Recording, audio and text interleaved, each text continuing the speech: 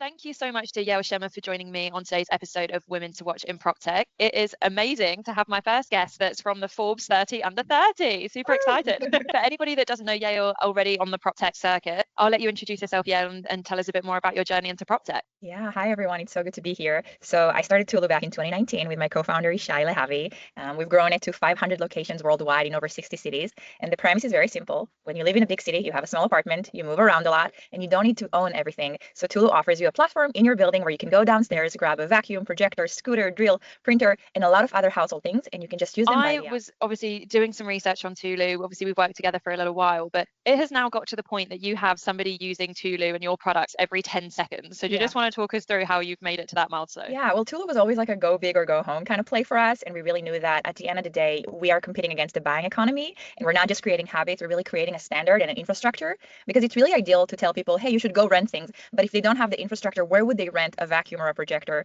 So when we started doing it, we said we have to be in every big city, in every big building. And that's what we started doing. And we started partnering with the world's greatest and largest landlords.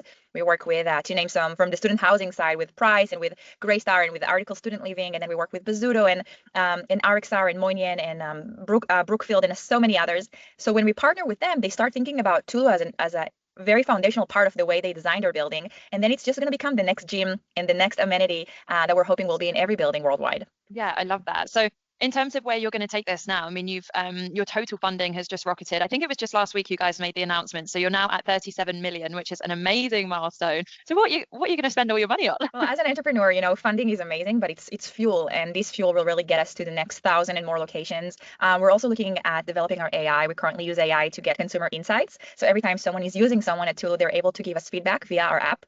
And we're also looking to hire really good people. You guys have been such a big help on that, but we're looking for exceptional talent in New York, London, and other locations. So yeah, growing, making TULU even bigger, making it from 10 seconds to 5 seconds to 1 second. We're excited, and we really feel like there's a massive consumer sentiment towards the usage economy, and we want to be the biggest and largest player. Yeah, and I think it's not an accident that you fell into TULU. Like I'll attach your profile obviously in the bio of this video, but you actually come from a background of environmental entrepreneurship. So how did this journey kind of begin? When did you come up with the idea? I think many people that actually went to school for environmental science and urban planning and other fields in that realm may feel a bit frustrated because there's a lot of talk and you really want to see things change. You want to see things move.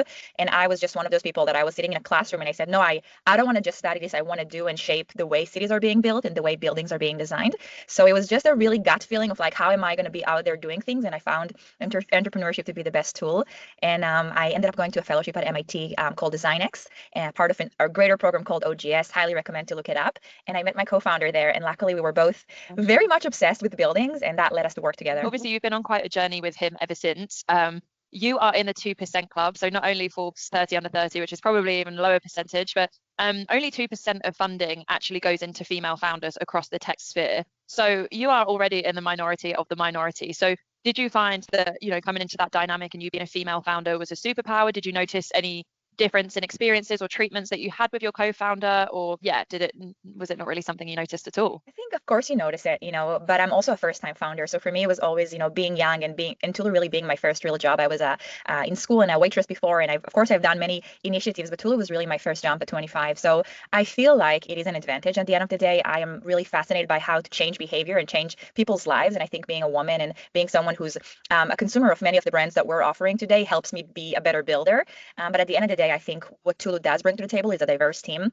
We don't just have, female to male ratio that's better than many other companies. We also have a diverse mindset and diverse group of people that are really trying to solve world's problems. So I feel like at the end of the day, you need to surround yourself with smart people, good people, and diverse people, and that doesn't matter. But I want to see more female founders out there, and I know that, of course, I have an incredible co-founder that has helped shape the company and lead this company the way it is. But we also have really good investors that see the benefit of backing people from diverse backgrounds. So for anybody watching this and they think, I want to be like Yael, I want, Forbes 30 under 30, the funding, the success. And, we've obviously spoke on the inside with people that work at TULU. We hire for you guys. So we understand the value prop, we understand the culture, and, it's not a hard sell for people trying to find people that want to be part of like the mothership, if you like. But for anybody that's watching this and, wants to, I guess, move in the same trajectory as what you've had as well, Yael, what advice would you give to younger females looking to move in and grow in the prop tech space? I love that question, Sarah. I think that prop tech is becoming so